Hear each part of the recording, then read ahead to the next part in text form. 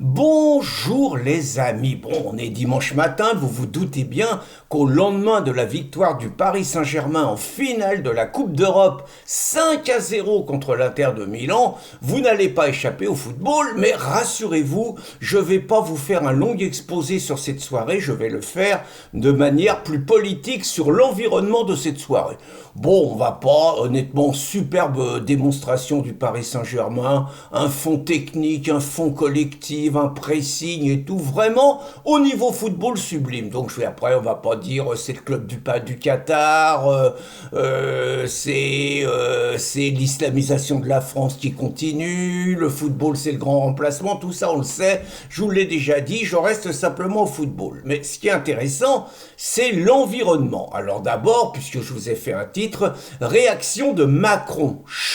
Il fait un tweet, champion mon frère. Je veux dire, comment on peut plus dénaturer encore la fonction présidentielle en parlant wesh wesh, en ne s'adressant qu'à une partie de la population, parce que je suis désolé, je ne suis pas le frère de Macron. Moi, quand je vois quelqu'un, je ne l'appelle pas mon frère. Ce n'est pas mon langage, ce n'est pas mon discours, ce ne sont pas mes codes. Les seuls qui parlent comme ça, ce sont les racailles sur lesquels je vais revenir par rapport à cette soirée. Donc Macron, après s'être pris une patate par Brigitte, après avoir écorné la France partout où il met les pinceaux, après avoir sali la fonction présidentielle, se permet d'une manière honteusement clientéliste, presque digne de Mélenchon, de ne célébrer finalement cette victoire du Paris Saint-Germain que comme si elle n'appartenait qu'à la racaille. Comme si elle n'appartenait qu'à la racaille islamisée,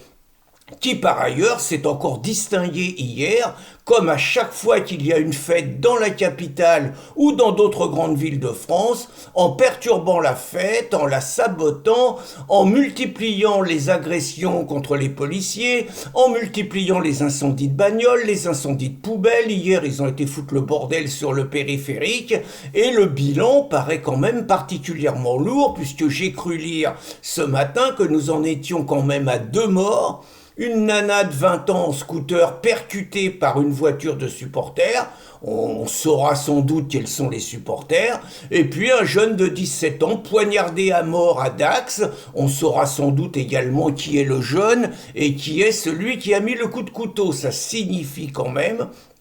que vous avez, dans tout ce qui pourrait se traduire par des fêtes populaires, des lieux où les gens sont heureux de fêter un événement, vous avez de plus en plus l'impossibilité pour les Français, et encore une fois, je ne reviens pas sur la pertinence ou pas de fêter ce titre, tout ça, je reviens pas là-dessus.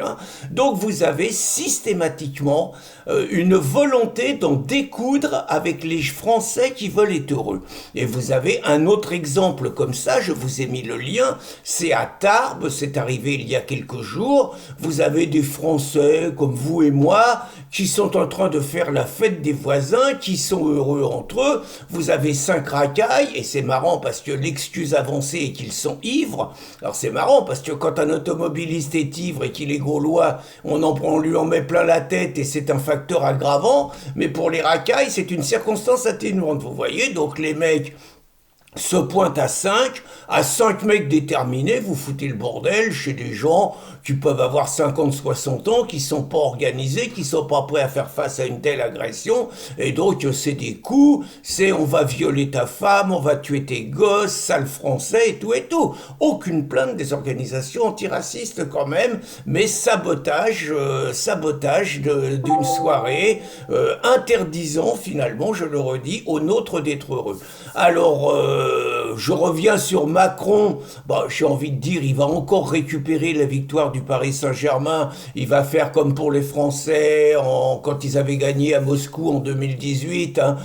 confiscation de la victoire, tout le monde à l'Élysée, et s'il y a les Parisiens qui veulent les attendre aux Champs-Élysées, ils viendront après. Et puis je voudrais terminer cette vidéo que je vous fais assez rapidement ce dimanche matin pour vous interroger et nous interroger sur comment on qualifie ces choses-là. Alors pour l'AFP, là il n'y a pas d'inquiétude, sachant que l'AFP c'est ce qui donne le là de tous les médias français, on met en avant la victoire 5-0 et on parle de quelques légers incidents qui ont perturbé un petit peu la soirée, sans davantage.